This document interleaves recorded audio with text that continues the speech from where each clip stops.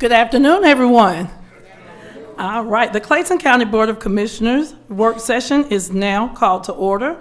The date is March 11, 2025, and the time is 5:30 p.m. Would you please stand for the Pledge of Allegiance to our flag? I pledge allegiance to the flag of the United States of America and to the republic for which it stands, one nation, under God, indivisible, with liberty and justice for all.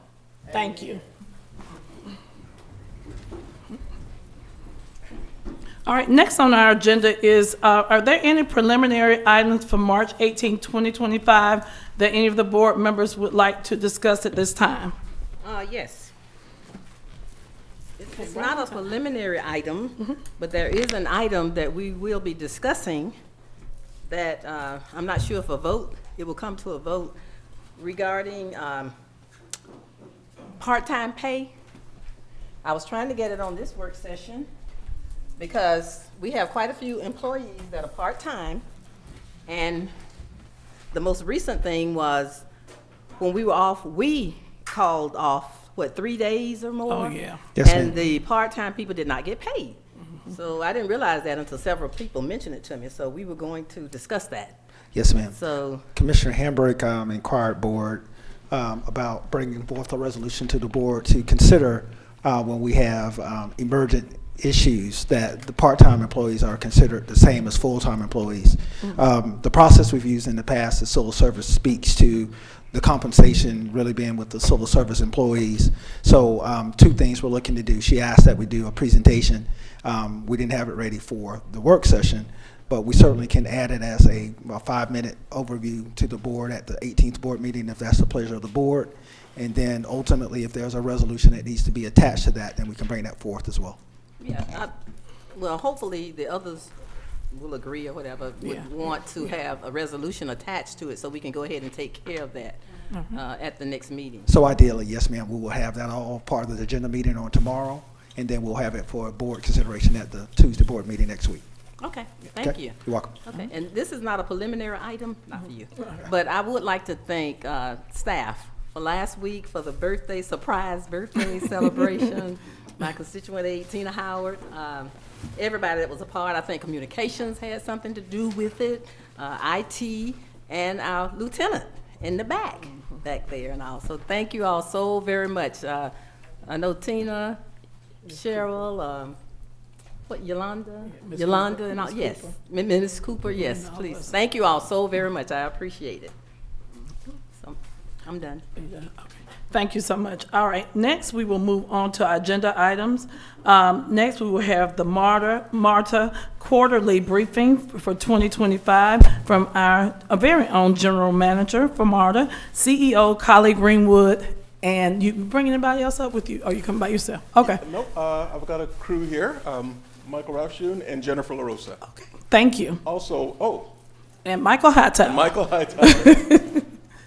We also have watching online is two of our board members, Valencia Williams and Catherine Powers. So Chair Dr. Alika Anderson-Henry and commissioners, thank you for having MARTA here today. We're pleased to join you and go through what MARTA's been up to over the last few months. On the first slide here, you'll see just an image of our Clayton County operations and maintenance facility. This is a $289 million project that we'll talk about later on as we go through the slides. But first we'll get through a couple of agenda items, operational updates, the capital expansion program, and some community engagement. When it comes to operational updates, we always show this slide just to keep track of ridership. It continues to be a year-over-year improvement on ridership. There are some cyclical, seasonal dips, but we have confidence now that those dips always self-correct. Of late, there has been some concern about, if you see near the end, the orange line and the blue line, blue being bus and orange being rail, that there's beginning to be some separation. Traditionally, those two modes trend together, as you can see over the course of months. And so there was some concern in the media about whether or not rail is losing ridership. We've looked into the situation. Rail is not losing ridership. This is a technical error that's happening with our fare gates. It's since been corrected over the last 4 weeks. We've seen that start to close the gap. What was happening is are when you have your Breeze card and you tap to pay, there's two separate systems. One deducts the ride. So folks are already paying to get the rides on their cards. When they tap, it deducts the ride and it deducts it properly. But there's a separate system that keeps count of how many taps we had, and that system gets reported to the NTD, the National Transportation Database. That's a 16-year-old chip in these motherboards, and when they go down, as they have been going down more and more as they age, the technician that goes to correct them resets them and puts them back in. What the technician wasn't doing and wasn't aware that it was important to do was downloading the information on that thumb drive and reporting it to the database. So they know now, and we've already seen an improvement in those numbers. And then not to mention, next year this time, we'll start rolling out brand new fare gates so that that issue goes away entirely. Safe routes to transit is another operational issue that we you just want to keep alive and well. You can see on the left, this is a zoomed in photograph here where this the shelter is, but on the right, it really allows us to talk about what safe routes to transit is going to do for us. It's going to reduce the distance, the crossing distance for pedestrians as they cross the street. We're going to have bulb outs at the curbs on the corners. It's going to reduce the number of vehicles making a right-hand turn on the red, which has safety implications for pedestrians. And it's also going to, of course, add crosswalks, ADA ramps, sidewalks, lighting, and beacons wherever required. So this has been a long standing effort between Clayton and MARTA and some other jurisdictions, and we're happy to say that we are on track for moving that through. It's happening in a two-phased approach. The first phase was working together to select 16 sites in Cycle 1. Clayton and MARTA kicked off the second cycle of the program, selecting and designing the sites. And for Phase 2, MARTA is now going to initiate the procurement process to select a design-build vendor. And so Phase 2 is the procurement and the construction. That's going to begin in 2025, so this year. Just a note here that, you know, MARTA wants to remind everyone that we are keenly focused on, you know, the individual items that affect our travelers as well. So Commissioner Reeves will recall that a constituent contacted her, and then she in turn contacted us. She said that this bus stop was inappropriate in that it was impeding on her property. It was causing people to stand in queue between the bus stop and between her driveway and the mailbox and gathering on her property. She asked that MARTA have it removed. Might not seem like, you know, a big deal to others, but MARTA did come out and move that stop 0.3 miles. First, we engaged with the community, no objections to that. The customer was, the constituent was happy, and the service continues. So just a reminder to everyone that if these kinds of issues come up, please do reach out to MARTA. We're happy to be responsive to these matters. A note on Airport Station too, you know, not such a small issue, but you can see here the mural by Michael Jones on the left-hand side. If you haven't yet been to Airport Station in the ticket hall, the mezzanine area, please do visit. That's become a destination in and of itself. I wouldn't be surprised to see it become, you know, what do you call it? Instagram wall, really vibrant and, you know, reflective of the community and the artistic skill set of this artist, Mr. Michael Jones. A little less aesthetic, but also important, is what you see on the other two slides. So you can see us, you know, working hard with the scissor lift, getting the wiring in place for all the different things that we have to do inside of the station. We're making sure that we have installation of the new ride store and the tile wall on the far side to support the ride store. All of this work is drawing to a close because by the spring of 2026, it's our intention that this entire area is complete with the canopy that'll go over the rail system that will mirror the two canopies that the airport station currently has. You'll recall we had a successful service alternative for 6 weeks while we had to shut the station down to get the terrazzo flooring in there. So that's in. It now matches and mirrors the airport station. And then we may have another 6-week service reroute near the end to get that canopy done. But again, it'll be as effectively done as it was last time. It was seamless, no complaints, and customers were well served. In terms of capital expansion, Just an update on our South Lake BRT. You can see here that we're now securing the final design consultant, bringing that project to 100% design. So a good milestone for us is a $356 million investment, and we're still projecting revenue service by 2030.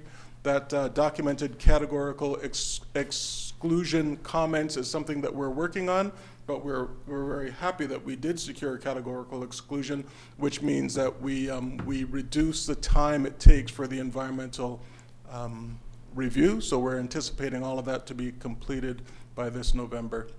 We're awaiting a federal funding rating, and the study has been awarded to VHB.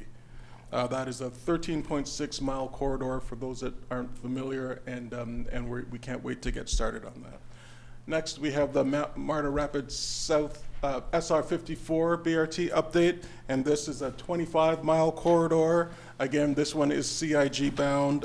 We are looking forward to getting that into the competitive process for funding.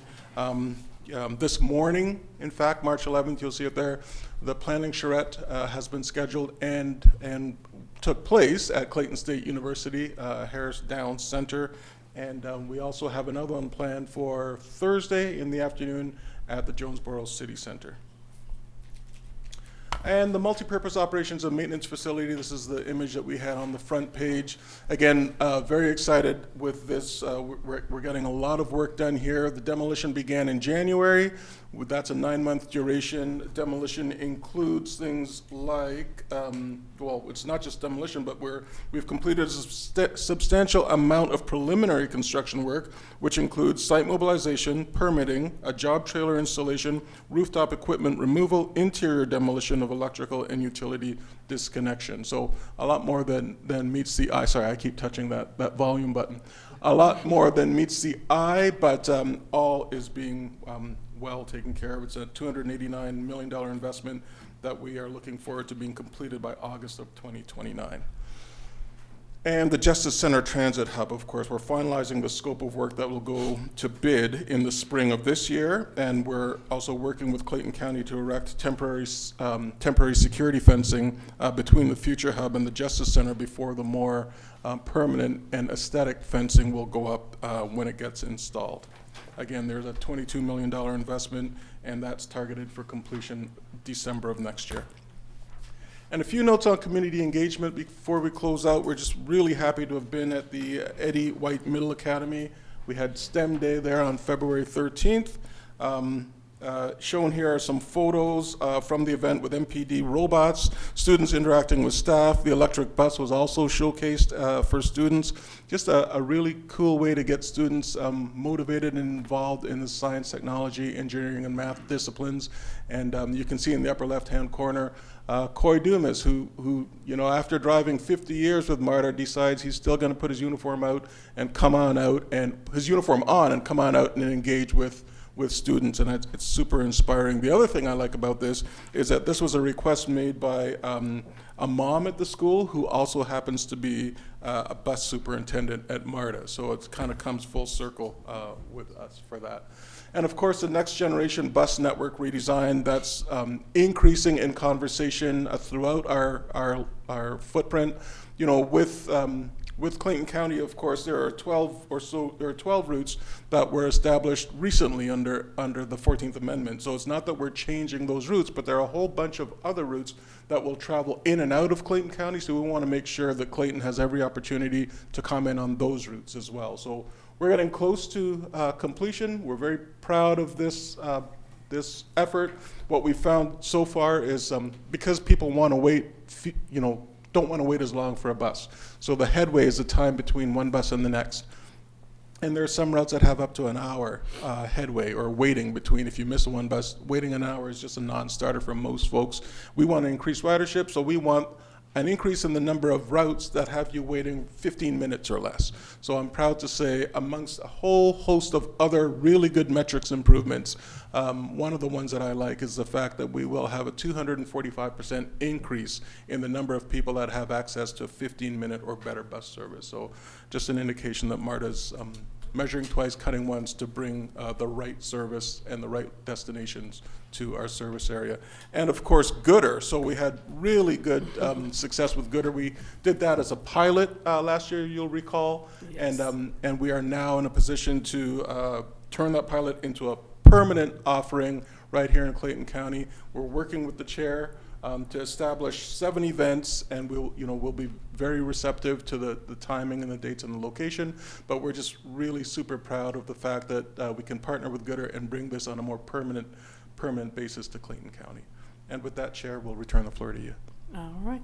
At this time, board members, I'd like to open up the floor for any discussion at this time. Commissioner Reeves, would you like to discuss at this time? Hi, Mr. Greenwood, always good to see you in Clayton County. happy to be here.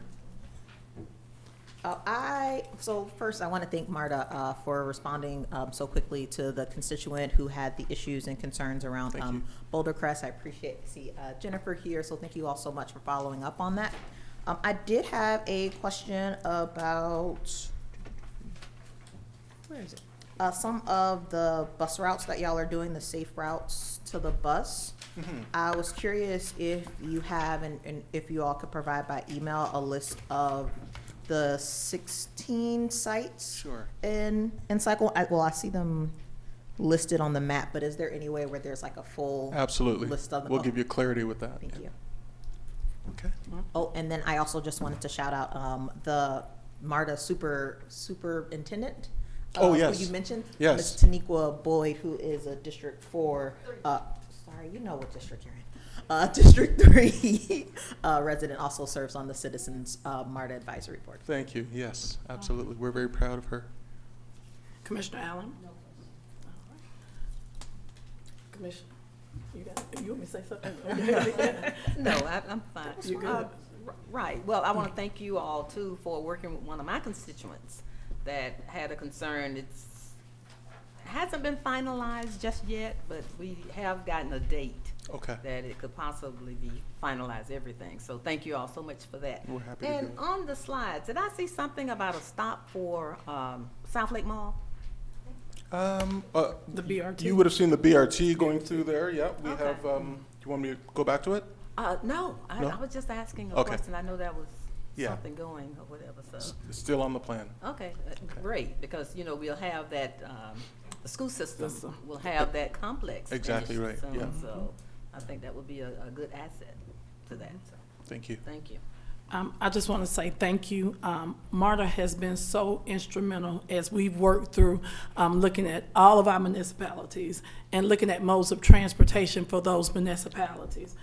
Some of the things that I would just want to commend you all for is just looking, we talked about microtransit, Yes. which is the on-demand bus transit. We talked about the PRT, which are the driverless cars. And so I know everybody's a little iffy about those driverless cars with Elon Musk and all of that, all of what's going on. But and also we're looking at light rail. Those 3 modes of transportation, we contend are going to be great for Clayton County. We have our mayors who are kind of embracing things that they want to see in their cities. And then we've also looked at our BRT and what's going to be best, especially as we open our convocation center so we can get people in and out of Clayton County. Transportation is what we really need throughout this county, especially when we want to push workforce development, and especially when we need to move people in and out and where they need to be throughout the county. So I thank you all so much. Please, let's give Marta a round of applause for all that they do. And Michael Hightower, please stand up as well. Michael Hightower has been very instrumental in bringing all of us. He doesn't like to stand. He doesn't like to be recognized. But I just want to say, as I transition in and as we've moved forward throughout this county, Marta has been very instrumental. And when we look at our different places within the county, Clayton County is very rural. We have a lot of rural places within the county that's hard to get to. But Marta is making it accessible. And MARTA is not just for disadvantaged people, it's for everybody, because we're gonna be on trails through this county, we're gonna be on glideways, we're gonna be on PRT, we're gonna be on everything. So I'm just excited. And again, thank you so much for all that you have done, Mr. Green. We appreciate you. Thank you, Dr. Anderson. Thank We're you. happy to stand with you. All right, thank you. All right. Is that Valencia? Is that Valencia? Also, is that Valencia back there? All right, please stand. I want to recognize Ms. Valencia Williamson, and she is our president of our Clayton County Chamber. We were together today at Delta, and when I tell you we had an awesome time with Delta Airlines today, we did a great walkthrough of the building, and we had our meeting over there. So thank you so much, Ms. Williamson. Next is going to be our world famous Clayton County Water Authority, and they're going to be talking about their strategic master plan. And please come up, Mr. Bernard Franks, and thank you. Thank you. Good afternoon, almost good evening, Madam Chair, Vice Chair, Commissioners. I'm very thankful for an opportunity to stand before you. And as was mentioned before, the strategic master plan funding, this will give us an opportunity to walk through something that I've talked with you all a little bit before, most certainly a concern as a community member, let alone the CEO of Clayton County Water Authority. I'm proud to be both of those as a customer as well. So what you're looking at today is our approximate funding that we'll need. You see $1.04 billion needed to take care of our 2020 strategic master plan projects, advanced water treatment facilities to meet our new EPA regulations that I spoke to you about approaching in 2029, which is, they've given us definitely some strict constraints that we have to abide by. That $804 million that I'll be talking to you about when it comes to the S&P strategic master plan remains unfunded, and that's my request today. So when you look at this debt here, so without debt, rate increases would be significant for our customers. The average rate increase between 5% and 8%, but you're looking at the possibility of like a 26% rate increase. That would actually take us above anybody's water cost that we were looking at thus far if we had to increase to this amount. But for you, there's really no obligation. For the Clayton County government, enabling legislation requires us to reach out to you for your approval so you understand what we're doing and the debt that we're taking on. So thankfully you have no responsibility behind this. It's totally ours. But approval is requested of the master plan, bond resolution, and insurance of the long-term debt. That is the things that I'm talking to you about this afternoon here. So as I spoke to you before, the Enabling Act of 367 is what made this possible for us to have to come to you, House Bill 390. This Enabling Act had us to come to you to proceed with the possibility of actually receiving this funding for our water and sewer revenues. Here's a breakdown of some of those capital projects to keep us as innovative and industry leading as we are. We're very proud of that. The advanced water treatment and capacity upgrades, which we're speaking about, the EPA regulatory requirements of PFAS or PFAS, however you pronounce it, and you see the numbers there.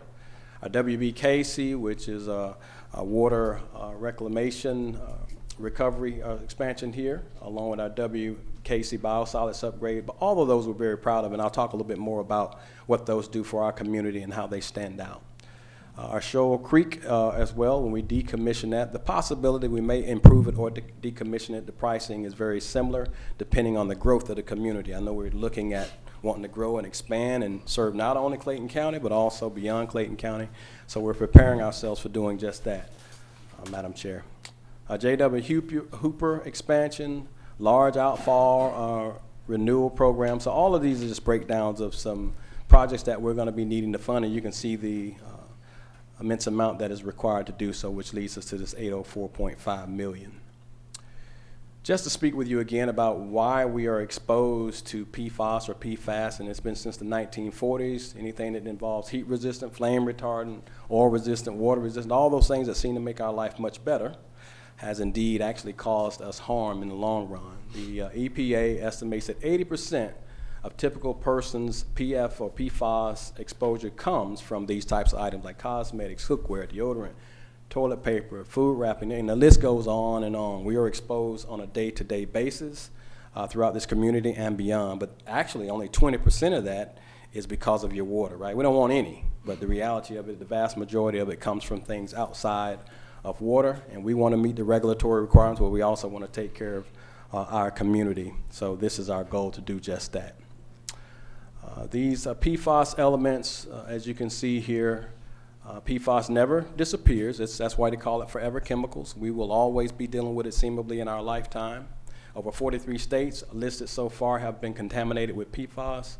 One of the main indicators is the firefighter foam. There's several other types of indicators, but we do receive a vast majority of that based on our testing from firefighter foam.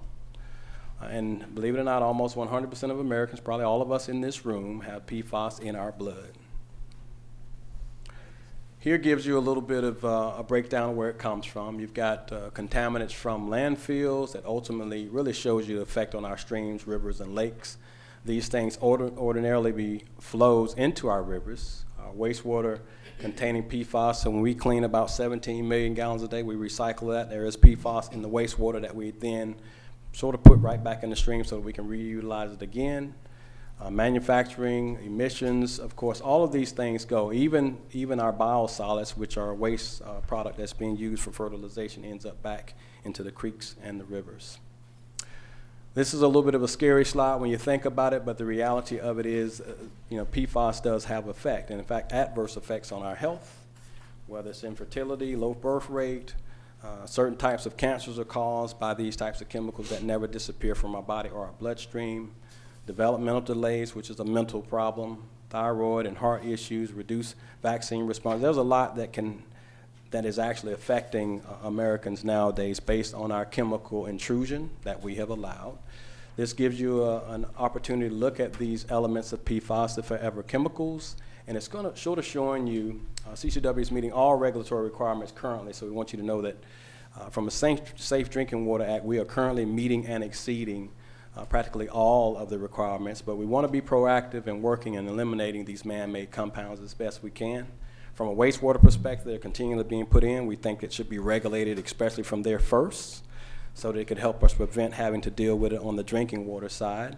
These are elements showing you the components there. I won't read through all of them based on the maximum contaminant level, and then you look at our pump stations and our Hooper plant where you're seeing where our contamination level is higher than it needs to be, which we'd love to get to a point of zero, even to a point where we're just adding minerals back into the water. Just strip the water clean is our goal. We have joined a class action lawsuit for PFAS manufacturing, which quite a few of us in this industry have done. We're implementing advanced treatment technologies for removal of PFAS. That is what we have been concentrating on now. We'll actually need this funding to do just that. And as I mentioned to you before, Environmental Protection Agency, the EPA, requires that we meet this deadline of 2029, and that is absolutely our goal. We want to be in compliance. The last thing we would want to do, even our commissioners want to do, is to continue to send out alerts to our customers about our drinking water if we do not meet these regulatory requirements. This is just giving you a little bit of overview and breakdown of some of these pretty advanced technologies that we're looking at removing PFAS from our drinking water. It talks about our Hicks plant, our Hooper plant, really wanting to get it out of all of our drinking water. This would ensure our residents have a safe drinking water that meets and surpasses regulatory requirements. That is our ultimate goal. In addition to meeting a future potable water demands, I know that we are concentrating primarily on growth here, right? We want to grow, right, Chair? I think that's our goal. And we want to grow in a very nice way, a productive way, and something that really benefits the community. We don't ever want to say no when it comes to serving you water, sewer, and even the stormwater services. So here you're seeing a little plan project scheme. You see the timing of that. That's just a little extra information. That technology you're looking at there, reverse osmosis and so on. Additional project deliverers, the reason that we are driving in this direction, we all know that cybersecurity is truly a real issue. When it comes to SCADA, we need our SCADA upgrades to make sure that we can stay in control of even our valve control. We've seen several utilities and others that you may know of that have been affected by cybersecurity. What's SCADA? SCADA is how we control our valves within our system, water valves. Yeah, we can actually control it from a phone. Is it an acronym for something? What would you call SCADA? Systematic control of water valves. Supervisory control acquisition. Yeah, we know it controls valves. Yeah, thank you. Okay. I'm gonna look it up. It is an acronym. Okay. But it's more so to control our valves. You saying something, Keisha? Okay, I'm sorry. That's my COO back there. Okay. And I meant to say, I have my CFO, and I also have Denmark and Ashby firm who played a role in this as well. Our water supply projects that help facilitate water conservation and maintain resiliency in Clayton County water supplies is critical. System capacity, which I spoke about briefly. It's important that we have enough capacity to serve our community, even during drought, right? Even when we have a circumstance where we had the freeze. I'm sure we all remember that, right? So the more water we have, the more water we have to lose. That's not a great statement, but we can stand to lose some when you have enough to recover, right? But we're doing better even with that and controlling and being able to indicate where the losses are before it gets too extreme. But that's a part of the community responsibility as well as ours. Aging infrastructure, we stand out as industry leaders because we take great care of our infrastructure. We're improving more so on the wastewater side. That's a lot of where we're paying our attention, in addition to now with the PFAS, PFOA. Georgia EPD landfill limits, we are sure that it will impact the ability to discharge wastewater biosolids in landfill. We talk about biosolids or wastewater. Really, we make use of what you produce. On the wastewater side, we take that and we actually use it and make it into a fertilizer that can be used for growing crops, more so in Florida. So EPD, effluent, that is the water that we discharge. When you see effluent, that is the water that we put back into our creeks and rivers, and it's primarily even better quality than what's already there, even though it has PFAS in it. The WB Casey plant is another wastewater plant that we have worked on the expansion of. It says here in 2020 to establish approach of expanding Casey for 24 to 32, and with CCWH planning for the closure of Shoal Creek. That's a possibility since we've got growth on the south side. We may not necessarily decommission that, but there's cost either way. And there's the word for you, supervisor control and data acquisition. There's your word there. We already looked it up. Valve control for me. So as part of this project, we will make sure that advancement is taken care of and make sure that we're meeting all the needs of the community and caring for this responsibility. That project cost is $195 million. The WB Casey Biosolids Facility upgrade, this is the facility that I was speaking to you about where we take actually the waste of our community. We make it into pellets, which is actually fertilizer. And we have folks that come from Florida that pick up that fertilizer, and it's land applied to grow possibly oranges or even crops. I would love to in the future allow it to be used here. As we clean it up, it'd be great to use it for our own community as well. That cost is $158.5 million. This $65 million project talks about the probability of decommissioning our Shoal Creek. Again, this would be dependent upon the particular growth and our ability to have to use this. Instead, we'd be upgrading it. So again, that cost would not be much different from what you're seeing there either way. Advanced metering infrastructure, you might have heard of AMI. In some cases right now we have several folks that kind of drive around and read those meters. This will allow us from a radio read perspective to do that. It says CCWA implemented advanced metering infrastructure, including meters, software services for more than 89,000 water meters. This system will have an implementation involve replacing approximately 85,000. Even with these, we have an opportunity to place SCADA on them as well. We can turn those valves off on some of them, which we choose from our actual offices or from technology. AMI will improve water conservation efforts by catching leaks earlier. We know that our customers will really appreciate that. I'll tell you, we are the only utility that actually will give a discount when someone is losing water, not using it. You can't do that if you leave your lights on or your gas going. But anyway, a little shout out there to us. But this projected cost is $47.1 million. Large outfall renewal program. Of course, this is on the wastewater side. I'm just kind of walking through these projects of what we're going to be using this funding for. From our strategic master plan, we're looking at multiple assets, management needs, and identifying gravity sewer lines more than 15 inches in diameter to make sure that, again, we're taking care of the responsibilities within our community. We don't want any sewer leaving the pipes. W.J. Hooper, which is another one of our wastewater plants. We're using this also to expand to take care of our growing demands.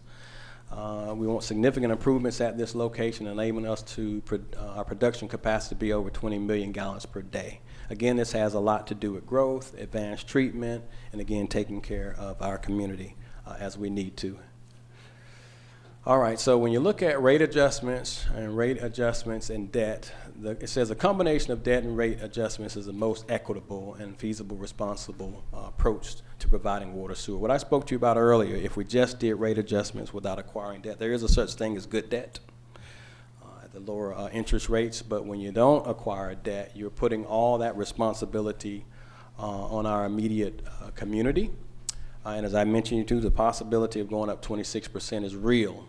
It's not something that's fabricated there. It says objective of selecting financial strategy, first to obtain a lower cost of funding possible while maintaining marketability to our bondholders now that we'll be in the bond market.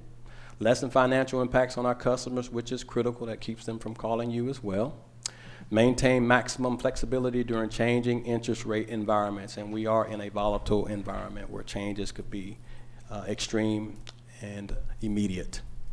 I think this is a wonderful slide that kind of shows you where Clayton County Water Authority sits. If you look at that from Atlanta all the way down to Cobb County, we are the third lowest with our rates from water to sewer, which an average bill of about $65.53. Our bill should be the lowest bill you have in the house, unless you have a leak. But ultimately, we want to keep it that way, even with the increases periodically. Most of these, if not all of these, also elevate their cost, and there is an increase there, but we don't ever want to go to 26. It would take us over the 107 that you see is happening with Atlanta. In fact, that's even low for Atlanta. Here's just giving you another breakout of the importance of acquiring this debt, proper use of bonds, GFA, WIFIA, and then our R&E cash that we take great care of. Our CFO does a wonderful job. I'm showing you a projection of years where it go from 66 to 76, 71 to 96. It's just jumping extremely when it comes to the bill impact if we do not acquire this debt pretty much in an immediate way. And again, that's not something that we would want to do. Top talks about the 26%, and then bottom shows you the 8, the 6, and the 5, which is a whole lot less and more digestible. Combination of possible financing tools is what you're looking at now: GFA loans and grants, revenue bonds, WIFIA funding, short-term interim bridge facilities. There's a lot here from a financial perspective. Our partners with Truist have been working greatly with us. And then our annual Clayton County Water Authority budget. We do a good job of managing our funds, and we return it all to the community through our infrastructure. That's why you're looking at a revenue and extension fund that we talk about. Here's a breakout of the pie, sources of financing for the unfunded projects contemplated through our master bond resolution. This kind of gives you a breakout of those possibilities of what we owe now from WIFIA. I won't read through all of that, but this gives you an overview of where the funding is coming from and what part that we do indeed owe, leading to approximately $104.5 million. Master bond resolution. So CCWA has used these various financing mechanisms outlined to fund its projects. Clayton County Water Authority would like to have approval of supplemental bond resolution. We pledge as Clayton County Water Authority sewer, we pledge our Clayton County Water Authority revenues as well. Additional approval for Clayton County issuance exceeds $950 million in principal amount, so we have to reach out to you for your approval and understanding how much debt it is that we're taking on, and that responsibility exists with us solely. That's the master bond resolution.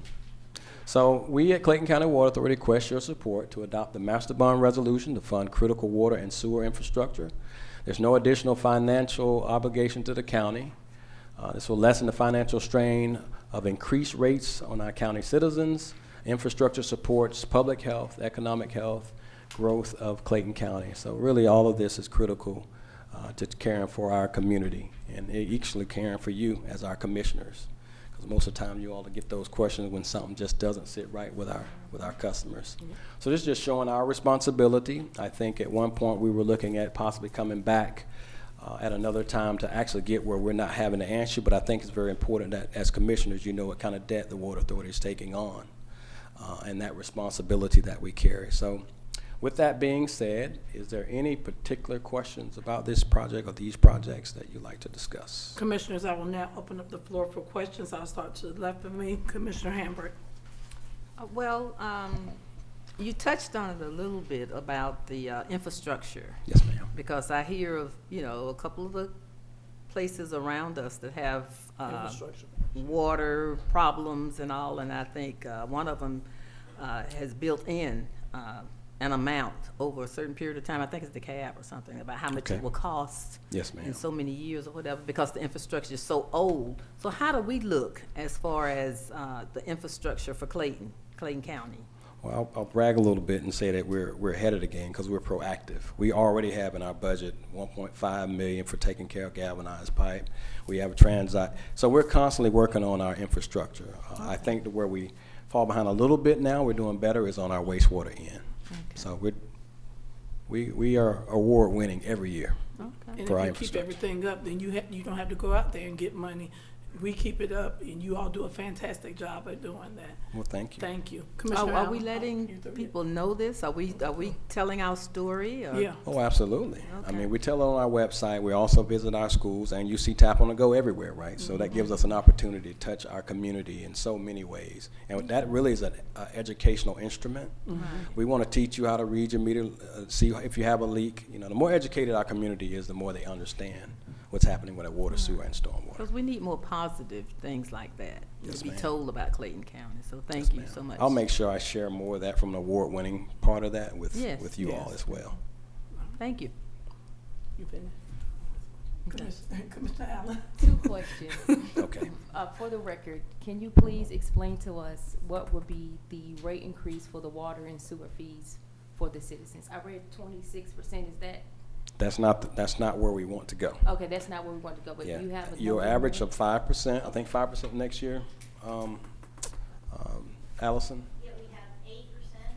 Allison, can you come up to the Yeah, mic? come on. Thank you. Allison Heron is my CFO. So without debt, it would project us to about 26%. Yes. How are you?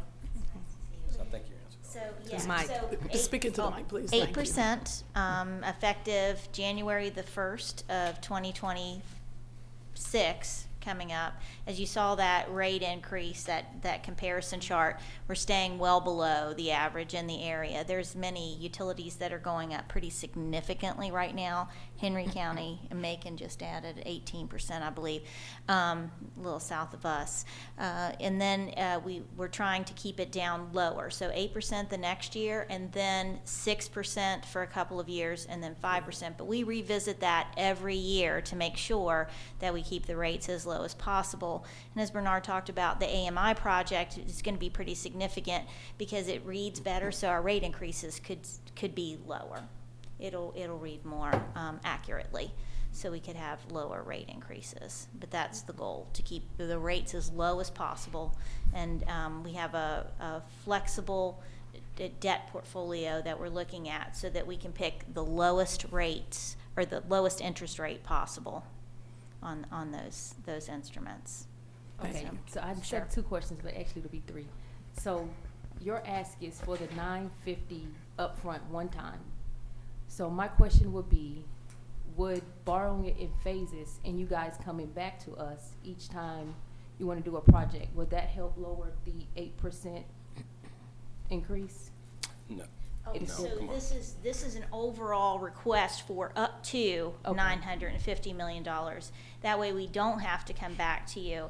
And the county resolution that we'll ask you to approve also has some other safeguard parameters in there. For instance, the interest rate on the debt that we get will not be any higher than 7%. It won't go any higher than we've projected. The annual debt service won't go any higher than $95 million.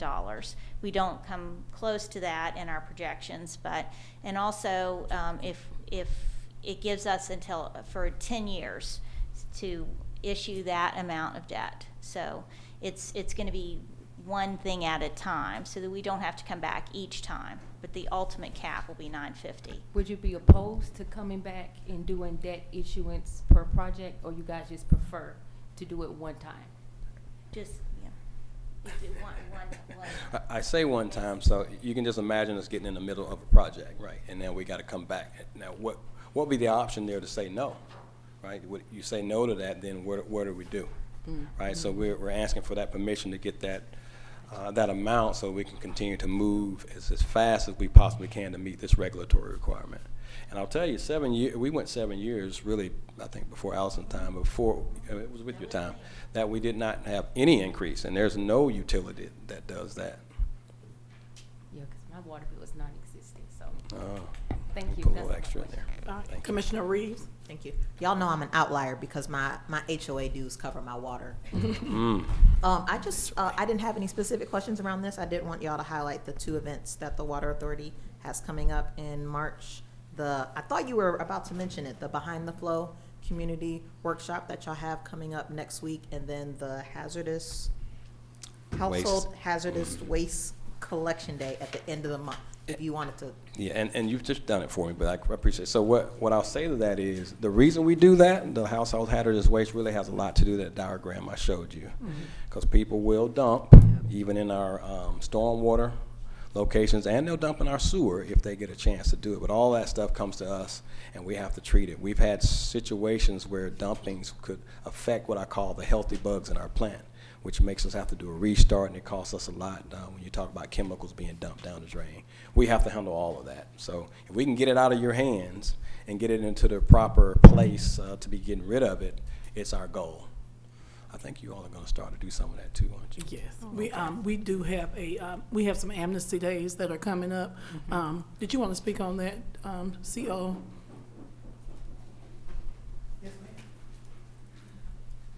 Just, we're gonna get it in real quick. Yes, not a problem. I wanted to address one thing that Commissioner Allen asked that I thought was a good question. The other part about the bonding opportunities is, do keep in mind, one of the things that the Water Authority's done a phenomenal job under the leadership of Mr. Franks has been, when you do the one time, which you are subject to, if they come back, you're now subject to additional interest rates because it fluctuates in the market, right? And so ultimately, if you can lock in now, at least we're not subject to the market that if it goes up, then we might have to pay more money on the debt because of that. So that is one pro to doing it one time and coming back out. But Chairwoman asked specifically about our amnesty days. That's where we have an opportunity to deal with our haulers, and we look at strategic locations throughout the county for which we have these opportunities for our citizens to bring white goods. White goods is like your refrigerators and your appliances that are dated that might be sitting in your garage. We're looking to finalize that actual bid process through our procurement department, hopefully by the middle of next week. We will have those dates and times that we'll send out to the community, let them know the days you can bring the white goods to the respective locations throughout the county. They will be done by each commission district. So each commission district will have a amnesty day location located in that area to kind of help with that. So there will be forthcoming additional information in the coming weeks about advertising. All right, thank you. All right, and thank you, Mr. Franks. Is there anything else? I just wanted to thank you all for. All right, Yes, ma'am. Commissioner Yeah, I Hamburg? have some, just a suggestion. When you all go out to the schools and all, as far as the education and all, and it may be in the, whatever you all do as far as the schooling of the kids and all, but mention to them, and they will remind their parents, do not, when they're cutting the grass or, what are those things called? Like clippings. Right, Storm drain? Yeah. blowing the grass and whatever extras in the drains and all, because I've seen several stopped up, where things are caught at the top and all, and it backs up. Yes, ma'am. And Throughout our programming, we highlight that right along with water use, water conservation, what not to flush, and the list goes on and on. So Okay. you're right, going through the children, they'll get to the parents, right? Exactly, yeah. And they will remind us. Yes, ma'am. Anything else All with right, me? thank you. Anything else, board members? All right, Thank you very Mr. much. Thank you Franks, very and much. thank you for all you do. Yes, ma'am. As we transition to our next speaker, I just want to recognize Ms. Arvis Walker. Please stand, and Mr. Cedric Walker. Ms. Walker is the president of the PTA for Clayton County, and she is a District 1 resident as well. Okay, we also have a city council Who did I member see? here, Who did I miss? Riverdale. All right, and our Riverdale City Councilman. Councilors. Please stand, come on. All right. You're back there incognito, but I see you. I got you. All right, next is going to be Circuit Public Defender Doug Smith.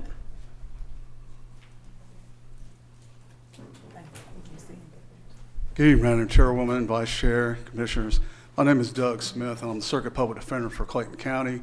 Just to give you some background, I took over this job in October of 2023. Before that, I was down in the Talladega Circuit as Circuit Public Defender for 10 years. And before I had that position, I started with Henry County January 1st of 2005, the first day that this organization was started. So why are we here? We're here because Gideon versus Wainwright was a Supreme Court decision in 1963 and basically required, the Supreme Court required U.S. states to provide an attorney to people who cannot afford one. And so that is the mission of our office. Most of our clients are Clayton County residents, so they're somebody's sons, daughters, mothers, fathers, cousins. And our job is to give them that representation and make sure they get their day in court and make sure it happens within a reasonable amount of time. So that way, if the case presents itself, they're able to get back to their families, get back to their jobs. Most of our clients, the employment that they have, if they miss a few days, usually they lose unemployment. And so that's why we're here.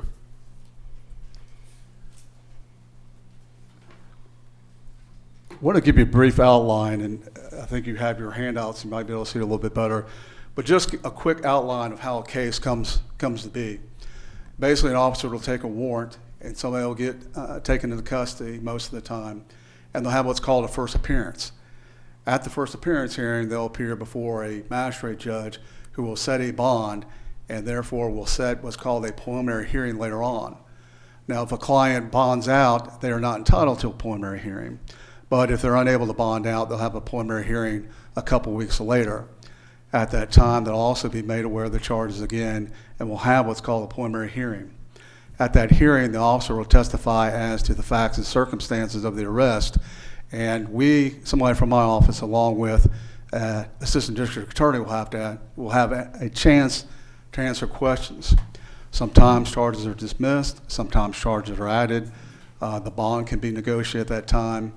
Before court, usually will negotiate plea offers, sometimes bond offers, things of that nature. And I'll get in more depth later on. So from that process of the preliminary hearing, the next thing would happen is the case is bound over to Superior Court.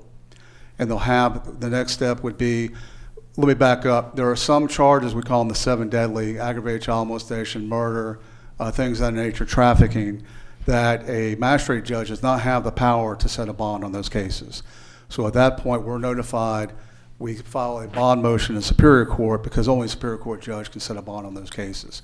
So in those circumstances, the next court date is going to be a bond hearing in Superior Court.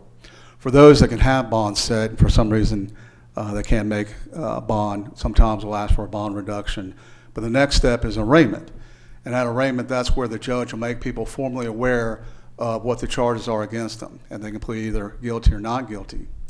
The next thing that'll show up is usually a pretrial calendar. Usually takes a couple months for the arraignment and then the pretrial calendar.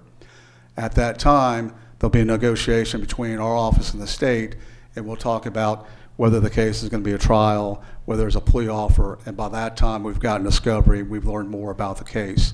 So that could be another step before trial. And then at the end of the process, on some cases, if it hasn't worked itself out, what will happen is that the case will go to trial.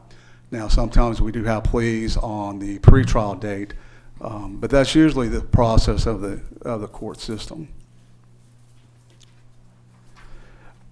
I'd like to go over some of the operational challenges that we have.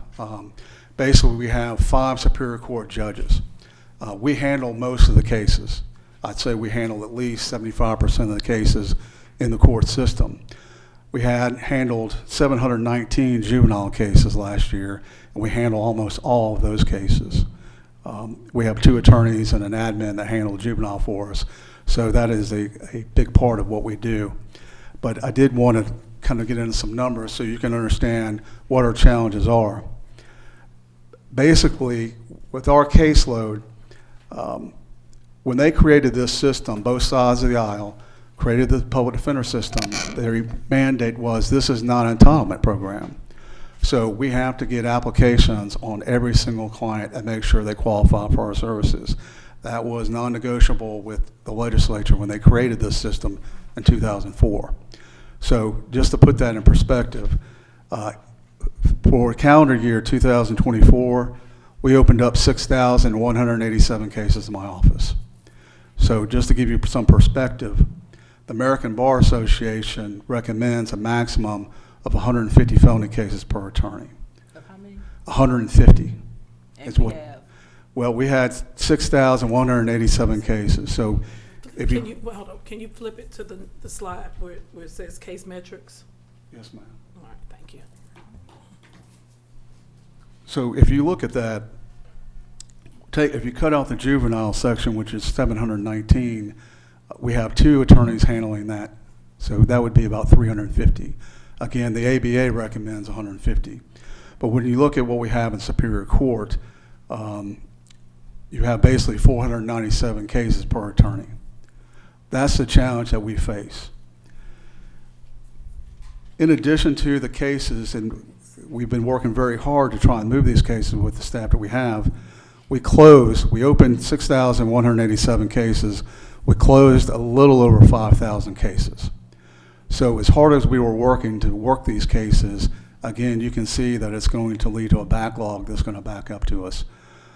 COVID did have an effect. When the courthouse was shut down, we were able to do some things by Zoom, but we weren't able to have jury trials. So as it stands right now, we have about 7,900 open cases. It was a little over 8,000 when I got here as the interim CPD in September. And so that is quite an amount of cases. So when we look at the number of cases that we have, it presents a problem. If you go back, and I wanted to go back a slide here, one of the problems we have is we have a lot of court to try and keep these cases moving. And I've color coordinated for you so you can see the judges and you can see the days of the week. So you can see in February, you can see what we're dealing with on a day-to-day basis. In addition to that, almost every single month we have a trial week in each courtroom. And sometimes we have 2 trial weeks in a courtroom. And so when you can see what we have day to day, this is March, this is this month, you'll see in Judge Carter's courtroom we have a jury trial week this week and a jury trial next week. So what does that mean? That means it's tough for us to deal with the day-to-day cases and get ready for a jury trial. Because when you look at the number of clients that we have, you have to have client contact, and then a jury trial is something you have to spend a lot of time on. And our jury trial cases calendars are really significant. But let me just go back to what we have right now. The goal is to have 3 attorneys in each courtroom in Superior Court. Juvenile, we're kind of holding status quo, but Superior Court is where we're really having a problem. Right now, we have 11 attorneys in Superior Court. Only 1 in each courtroom really has the experience to handle the 7 deadly cases. Right now, we also have 1 that's on medical leave, so we're really trading water. Most of the attorneys do not have this amount of experience that we want. So how do we handle, going forward, how do we handle all these cases? The only way we've been able to make it work is we have a senior attorney, the one with experience that can try those 7 deadly cases. We have them focusing on the jury trials, while we have the other, we like to say mid-attorney, but we aren't at that point yet. So I'll say both younger attorneys. We have them focus on probation revocations and bond hearings, which take up a lot of the hearing dates that we have. And of course, that's a process in and of itself because we have to get the documentation from the probation department or the allegations, right? We have to talk to the client and have a discussion about those cases. And so that's how we've been able to kind of split it up. We've been looking for ways where we can get help without going through the budget process.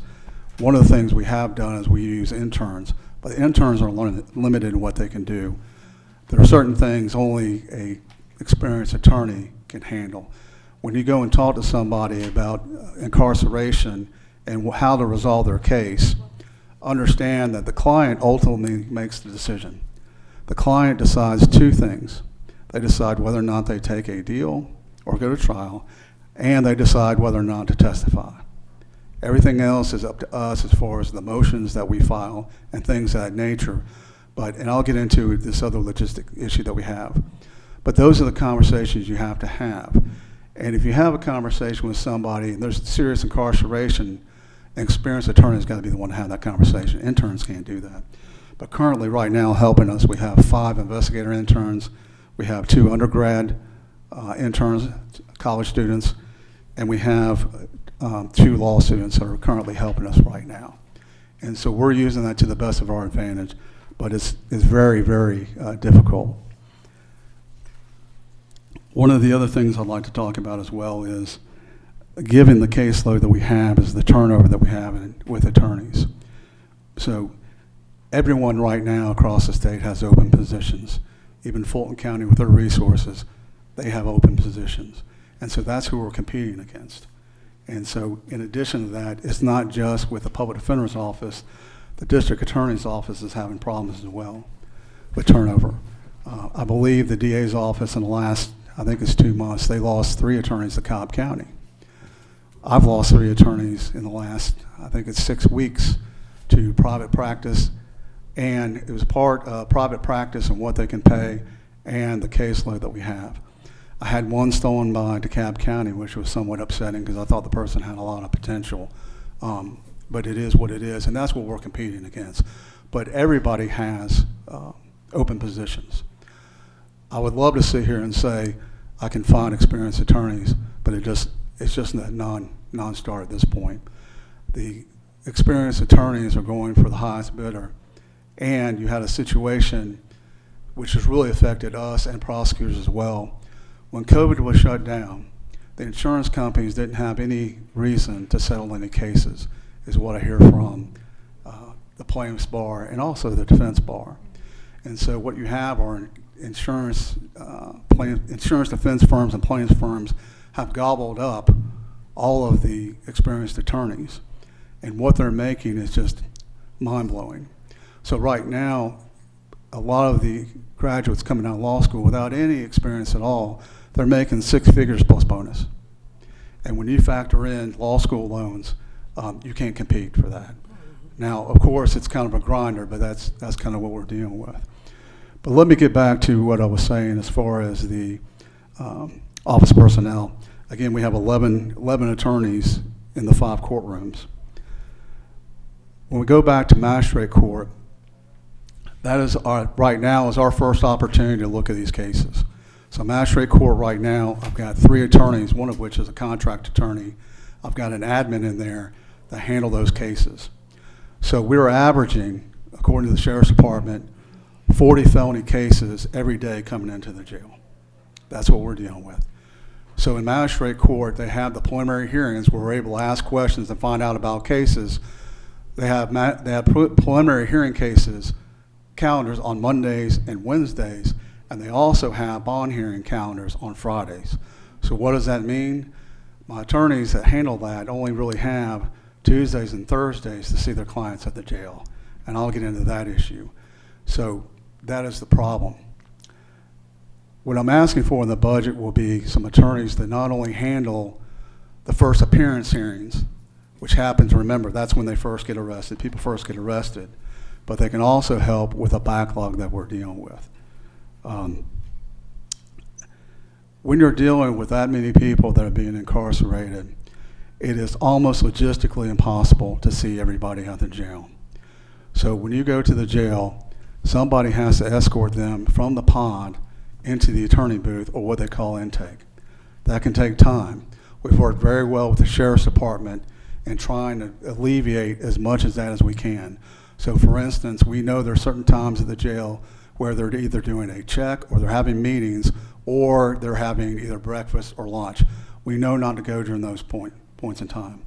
So the streamlinement, what we do is we have a contact at the jail, we email them the list of people that we need to see, and that way they have an idea of what needs to happen, and it gives them a chance to get somebody to escort those folks. But best laid plans, you see how much court that we have. Let's say Thursday is what we call your jail day, or tough day, so to speak. Well, you know, best laid plans, you go out there and they have what they call as a code red. Somebody's acting up in a dorm and you can't see folks that day. So the one day you scheduled to sit at the jail all day and knock out everybody you need to see is gone because of that kind of situation. And so logistically, it's almost impossible to do that. So what am I looking for? One of the things that we try and do here, and again, we represent our clients to the fullest, and we're not here to undo what law enforcement has done. I want to make everybody clear. That's not what we're here for. We're here to make sure people's constitutional rights are protected. And part of that is due process. They have an attorney, but they're also seen in a reasonable amount of time, right? So how can we do that? Well, one of the things we need to look at is how do we avoid the cost in the jail? Because right now the jail is overcrowded. We're doing everything we can, working with the DA's office, working with law enforcement to figure out how we can move these cases. The sheer volume almost makes that impossible with the staff that I have now. But let me tell you one of the things that we do. We try and identify at magistrate court, because we're able to ask questions, the strength of a case, the good, the bad, and the ugly. So let's say, for instance, it's a traffic stop, a drug dog is there, a canine unit is there, and there's only one person in the car. There's nothing you can do with that case. The case law says if that dog alerts, just in generality, sometimes there are situations, but 9 times out of 10, that case is over, right? So at that point in time, if they don't have a record, that's a probation case, we're going to talk to the prosecutor. In fact, we have what's called a fast track system where we ask them for a plea offer. So if it's a probation case, they don't need to sit in the jail at $100 a day, which is what it costs to house folks. So we try and get those people in the Superior Court as fast as we can. And we've had a lot of cooperation from the judges saying, look, it might be a revocation calendar, but if you got somebody in custody and they're pleading and they're getting out of that jail, call my calendar clerk, we can get them on their jail. So that's one of the ways that we save the county money and try and get people through the process. The other way we do that is medical expenses. So the Sheriff's Department, we look for those things as well. One of the things we look for is people with medical conditions and also mental health. Why is that important? If they have a medical condition and it's a case that we all agree on, I mean the court system, the DA's office, the judges, that sort of thing, we need to get them out of jail so that we're not caught with the expense of a surgery. And the sheriff has been very good about contacting me directly and saying, hey, because a lot of times when they make that arrest, they'll notice these things before we will. They're very good about calling me and saying, hey, can you get with the DA's office? Can you talk to your client? Can we get them moving so we don't have to pay for that cost? I can think of one instance where it was going to be a surgery, and I think the estimate was $200,000. We were able to get that person out working with the family to get them out. The other key in identifying those situations early is mental health. Right now, there are not enough state doctors to conduct all the examinations that they have to do.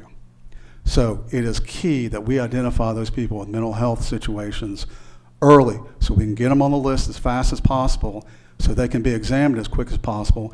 If they needed to go to the state hospital, that's where they need to go. They don't need to be in the jail where we really don't have the facilities to deal with that. So those are 2 ways that we really identify those folks. In addition, we also look for folks that can take advantage of our accountability court. So we have a veterans court, we've got a drug court, and we've got a mental health court. And all those are at capacity right now. And so that way, we can get people, if it's agreeable, we can get them the treatment we need, get them to the facilities they need, if it's mental health, that sort of thing. And that also helps on the back end, because a lot of times these cases have never been treated before. The folks don't have health insurance or that sort of thing, and they've never really addressed their issues. Why is that important? Again, get them evaluated mental health status, right? But we take the accountability court, take advantage of that. We get them the help we need. We get them out of the jail, and we get them on the right track. Why is that important? Because it's very successful. And what you do is you limit the amount of recidivism you have on the back end, which means we won't see these folks again. And that's what the judges always tell them. The way you thank me, when you see those clients standing there and their lives have changed, the judges will tell them, the way you thank me is by never coming back again. And we're rooting for you. And I think the chairwoman has seen the mental health graduation we had. It's been very successful. So those are some of the ways we try and move these cases through the jail. Mrs. Smith? Yes, ma'am. Let me go and open up the floor for discussion. All right, how much longer do you have? About 5 minutes. 5 more, okay. All right. Y'all good? Did y'all have any questions at this time? I just want to see before, okay. Well, yeah, Did you have any questions? Just quickly, Okay. you mentioned juvenile court. So you all operate juvenile court and the regular courts also? I thought they had their own court system.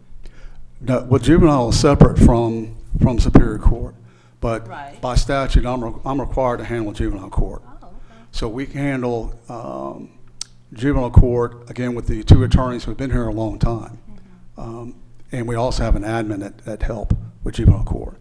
But the key that I'm getting to is, on the front end, what I'm asking for is, I need attorneys, because of the caseload right now, I need 3 attorneys in each Superior Courtroom. So I have 15. That's what I need. I don't have that right now. What I also need is, I need attorneys to get into first appearance. And let me tell you why that's important. Number one, the county has, through their indigent defense program, they have a requirement that we see people within 72 hours. We cannot meet that requirement given the resources we have. It is very important that we get to the first appearance, because at 40 people a day, felony cases, they line up at 8:30, they get everybody's information, they get the applications, that sort of thing. And then at 10:30 is when they start the process. If I've got folks that are there that can handle that, we can see 40 people within those 2 hours. And think of the amount of time it's going to save us trying to see 40 people at the jail every day, and the amount of time it's going to save the sheriff's staff. But even more important, that's 2 weeks earlier that we can see folks. That's 2 weeks earlier we can get them out of the jail, whether it's a bond that we can all agree on or a case that we can resolve. So that is the mandate. In addition, this is not an entitlement program. So there is a $50 application fee that is charged.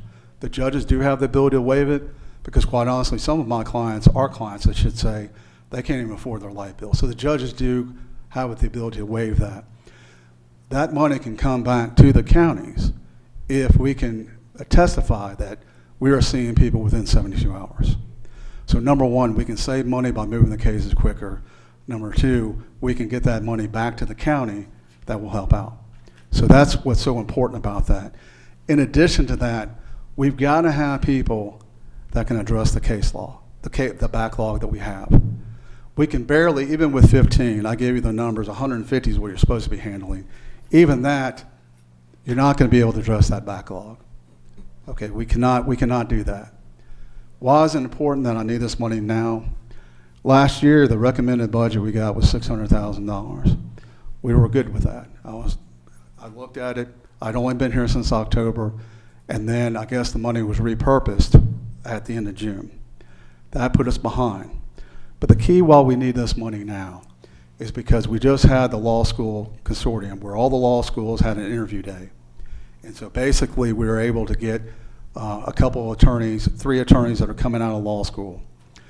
The problem with that is, it's a great thing.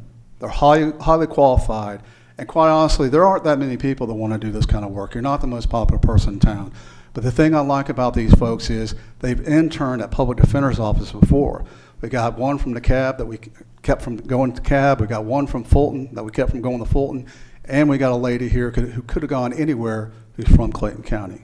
So I know they want to do this work, and I know she wants to be here.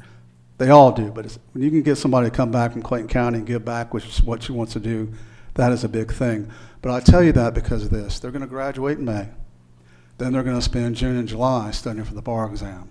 Because the bar exam is one of those things, I don't care how smart you are, it's arrogant to think that you can work full time and study for the bar. So they aren't going to come in here until August. Then we have to train.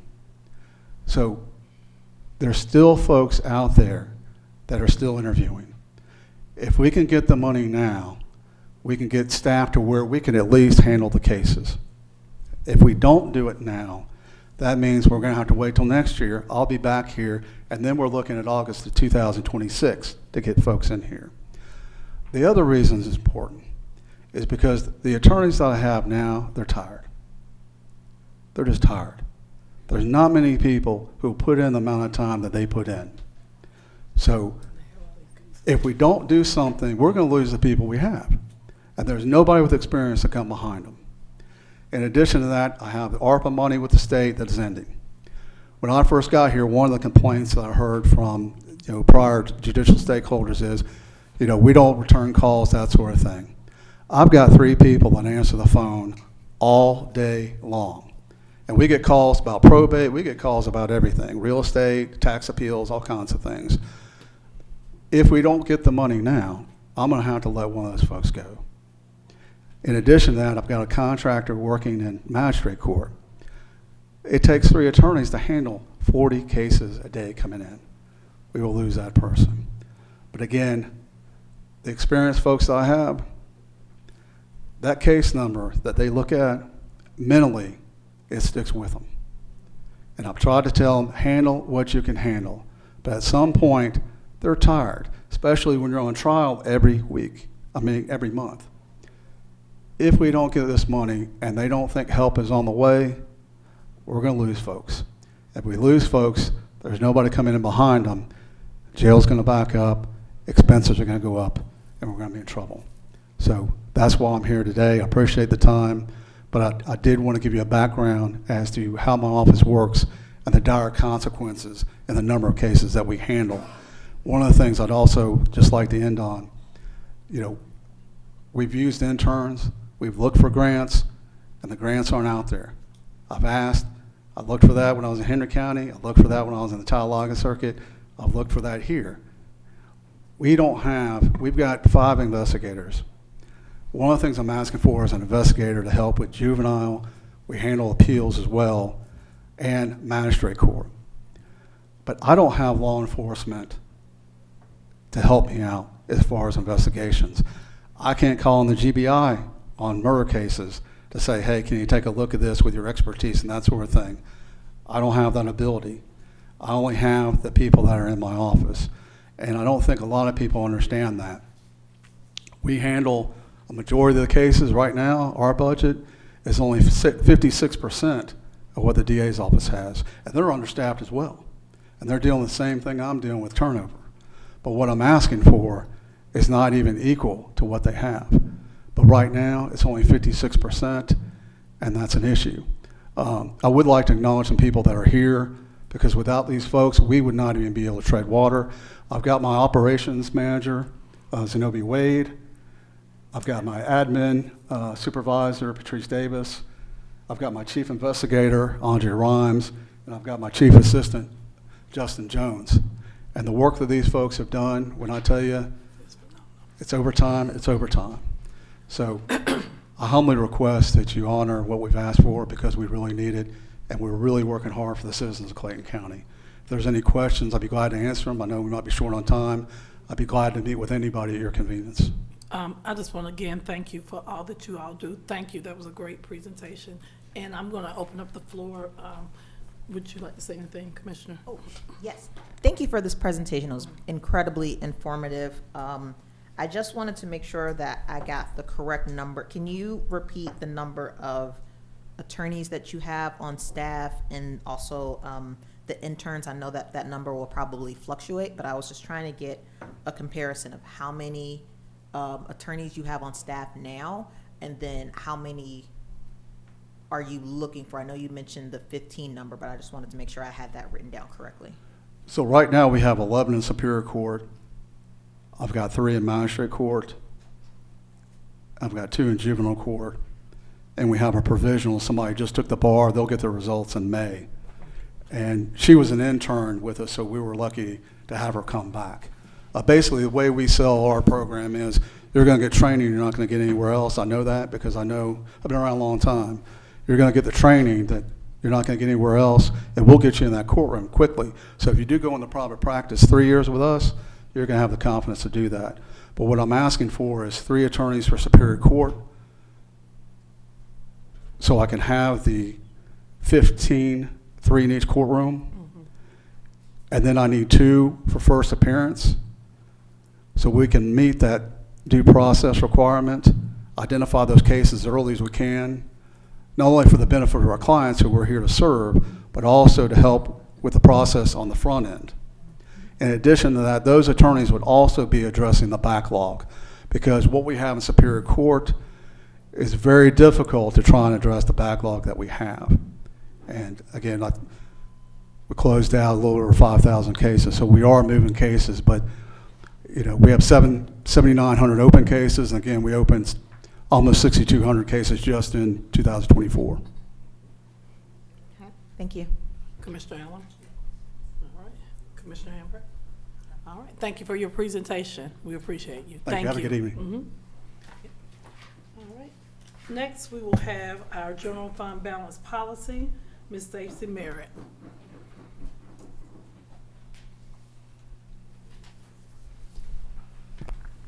Good evening, Madam Chair, Vice Chair, and Commissioners. I am bringing this to you. I know we spoke about it at the retreat, and the request was made to bring it back to look at possibly doing a formal policy. So that's what this is about, is just a formal policy discussion and see what we want to do with that. So this is a graph you've seen before. This is the way our historical fund balance has tracked over the last few years.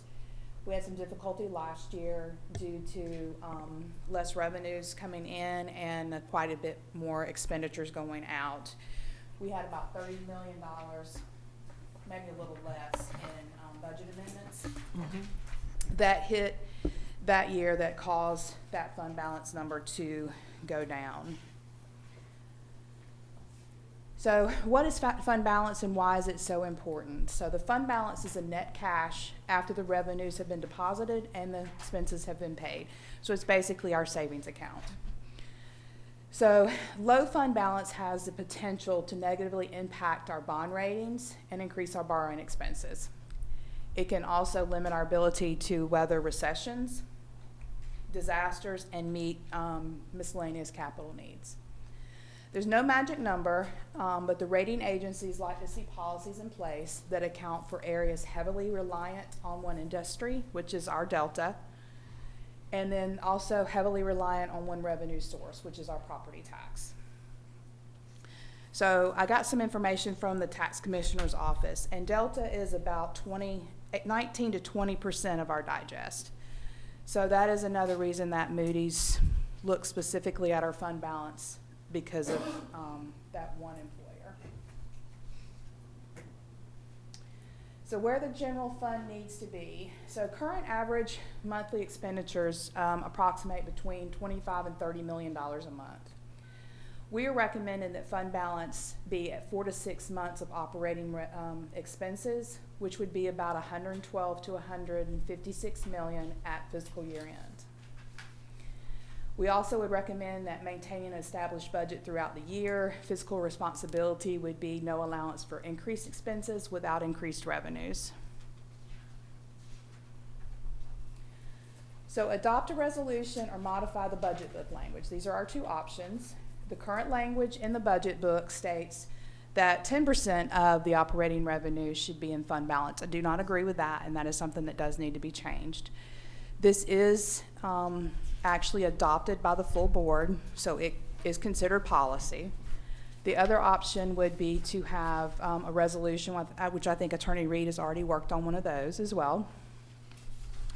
Our personal recommendation is to have the 4 to 6 months of current operating expenses. The financial advisor recommends 30% of incoming revenues, and this is right in line with that. So I just need to know how the board would like to proceed, and if you have any questions. So I have a question. When you said the current language in the budget book states that 10% of the operating, 10% of operating revenues, you didn't like that. So did you want it to be like 10 to 30%, or how would you like? So, okay. Ed Wall, the financial advisor, is recommending 30%. 30%, okay. So 30% is in, and I would do a range, just so we're never. That's what I was gonna ask you. Would you do a range? We definitely do a range. So 30% is in line with the 4 to 6 months of operating expenses. Okay. If you average them out, it's about the same amount. The 4 to 6 month in expenses is probably a little bit more conservative, which is why I kind of tend towards that one. And does this help us stay in our AAA bond? Yes, AA yes, bond ma'am. rating? This, Okay. this is something that we will have to achieve. It will probably take a couple of years. Okay. And that we would stay within that range. But yes, that would help us maintain the bond rating. All right, board members, I'll start with Commissioner Hambrick.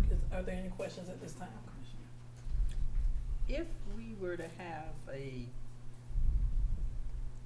if someone come in, Moody or somebody comes in, how would we rate now? That would worry me on how we would rate now. We ended last year with $74 million in fund balance. We have done some rough estimates, and we are projecting to end this year hopefully around 90 million. So we are moving in that direction. But it might be a problem right now. Thank you. Commissioner Allen? All right, so thank you, Finance, and our financial advisor for putting this together. Commissioner Reeves and I attended a training last month, and one of the questions, the training was on finance, and one of the questions was about, financial policies. And at that time, I did reach out to you and found out that we didn't have this policy, so I'm glad to see that you guys were able to put this together so quickly at my request. What you asked, what would the board like moving forward? I think that is a consensus of the majority of the board that we would like to adopt this in a resolution to make it standard practice. Okay, so we can do that, and then we will just mimic that in the budget book as well. Yes, thank you. Yeah. Okay. Oh. Commissioner Hambrick? Okay, if we're gonna do that, then whose recommendation are we gonna use? Are we gonna use the 10%? Are we gonna use the 30%? So that would be modified. The 10% would be modified up to whatever the board decides, I'm assuming next week. Our recommendation in finance is 4 to 6 months of operating expenses, which is right now it is 112 to 126 million. I would like it to be worded 4 to 6 months of current operating expenses. That way, as those numbers change over the years, you don't have to go back and revise it every year. Commissioner Reeves? My question was around in maintaining the fund balance and how we monitor that fiscal practice from month to month. Is this something that, can we add some additional language that where did you? I think it was something that you had mentioned about last year about the budget, and I know, given the inflation and just the extreme increases in expenses, I'm curious if this policy is the correct format to add to maintain, so the county maintains a proper, or whatever amount we set, fund balance, So the budget should be reviewed, monthly, quarterly. Would this be the policy to add that in? So, with inflation, you're gonna have that reflected in your expenses, whether it goes up or down. Probably gonna be reflected in your revenues as well. Revenues always have to balance, your expenses. So in theory, having this based on a 4 to 6 month, of operating expenses without putting a dollar amount on it should keep us where we need to be. And your second question?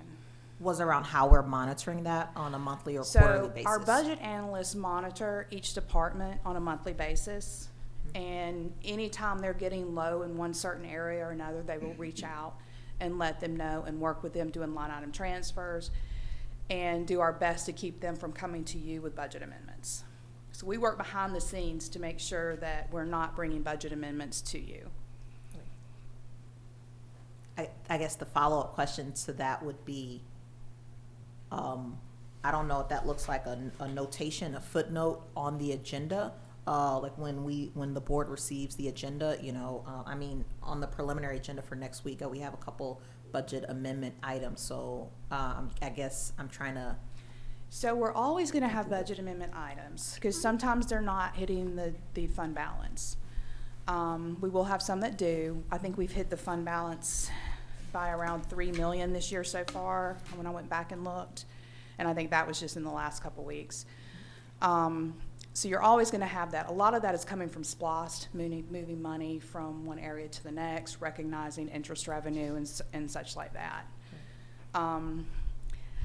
We could try to put something in there, but that's the budget analyst's job throughout the year. They don't just work, January through June. So the rest of the year, they're monitoring budgets and making sure everybody's staying in line, and if they have any trouble, guiding them on what to do. I think I'd like to make that recommendation. I don't see Attorney Reed. I know there was He's back there. oh, I know they had elections board meeting tonight, so he's a little bit of Attorney everywhere. Reed, would you come up, please?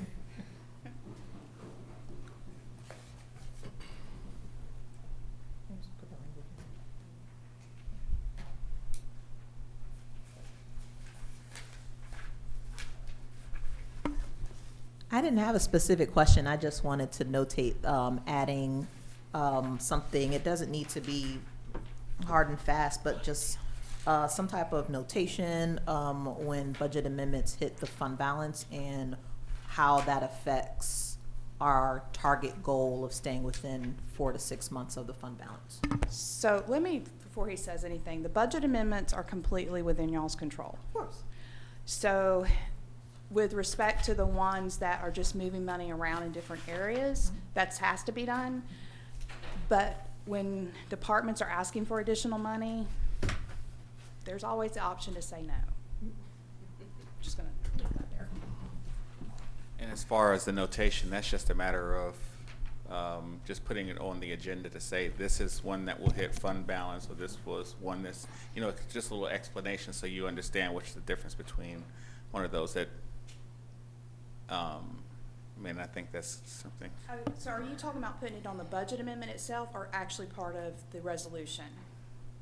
Well, both. So part of that is so that, as you're projecting, you had mentioned that it would likely take a couple of years to get to that goal of 4 to 6 months in the fund balance.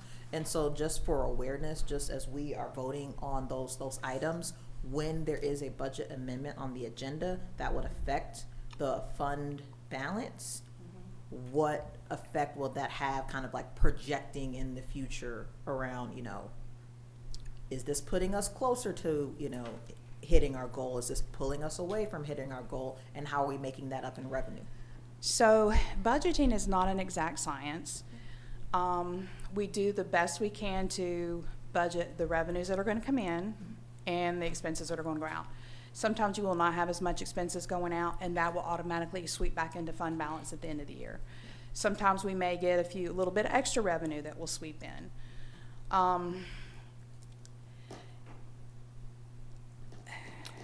That's why That is really hard to tell until we get to the year-end cleanup. Angela, okay. That's what. Do you have anything you want to add? Do you have anything to add? Yeah, she looks And can I also say that's why those sales tax dollars, looking at fluctuate. property tax, all of that comes into it as well, to property taxes. On the budget amendments, they are attached in the agenda, and it says on all of them whether it's an appropriation from fund balance. If it is an appropriation from fund balance, that is reducing the fund balance. And it's always in there. You always have a full copy. And you're always free to call us in advance and ask us questions or ask for additional copies if you need them. So we already have that. Yes, it's in the packet. It's on the LR. It'll give you the blurb about this is an appropriation from fund balance in the amount of $1 million or whatever it is. And it'll also give you the purpose and for which department. I'm just thinking around like my bank statement. So I bank with, y'all need to know that, but I bank with a bank account, right? And they'll say, okay, well, based on your projection, you normally spend this amount of money per month. And we see that, you have these items that are going to be coming out. Here is your projected balance for next month. And of course, it's not exact, but just so that we are keeping, that bigger, larger picture of how much, if this is a savings account, if this is, essentially we're looking at this as the county's savings account so that we can make not only the smaller decisions, okay, here are items that are coming up, you know, that might affect the fund balance. Well, what does that look like for the larger picture, long term? So, to me, I think the secret to it is just keeping the budget amendments that hit fund balance to a very minimum. And then that way, at the end of the year, anything that is left over will sweep into it. Right now, we have done some cash projections, and we are looking at being about 20 million over where we were last year. That has not come to fruition. That is just a guesstimate. Bills still have to come in. Litigation still comes in, that which we do not budget for. We do not budget for litigation. So it's the best guess, but that's what we've got right now. That sounds great. Okay. Information like that. Okay. In the agenda. Do you want to say something? Yes. Go ahead. For the LR. So commissioners, do keep in mind, yeah, it's important we say this. The fund balance and funding has to work in tandem with your policy decisions, right? So if you develop priorities about where we should be spending funding from a policy standpoint, there may be budget requests that will call for you to hit fund balance because it's a priority of this board, whether we're talking capital or we're talking about whatever it might be, to ensure that we know what that is. So there has to be a tandem of the two. There has to be a prioritization of clearly making sure we're fiscally solvent. That has to happen, so we understand that piece. But I don't want to set up this precedent that we don't bring forth budget amendments that may hit fund balance, but we certainly need to be able to articulate our message to say that this is a priority that the board has asked, so therefore it's in line with that request. So I'm speaking up from the operational side just to ensure that part of that discussion is that some things may come forward that you see as a priority, and we'll make sure that we vet that on the way from the department heads to ensure that that's reflective of that. But you may see some that comes to the table that may have some impact on fund balance, but it's still in line with the priorities of this board. Okay? And just to clarify, in the budget process, we don't allow them just to ask for a specific number. They have to actually provide backup on what classes they want to take, what projects they want to fund, what software they want to fund, what positions they're asking for. So there is data behind those numbers. So we try to get them to think about every single thing. And then the budget analyst and Miss Angela also goes behind that and looks at it for reasonableness over the last few years, and will even call them and say, I think you need more than this. I don't think this is going to get you where you need to be. And she also will cut in some places too. Especially if you haven't used your money in certain places, she'll say, hey, you Yes. didn't use money here, so we're going to cut that and move that out the way. And so it's not, like you said, it's not an exact science. But like you said, but we do have to look and move things around and do what we need to do so we can make sure that, you know, our judiciary has what they need and things of that nature. So again, thank you guys for all you do. Are there any other questions, board members, at this time? All right, well, thank you so much. And at this time, this meeting is adjourned. You all have a wonderful evening. It is 7:08 p.m. Thank you.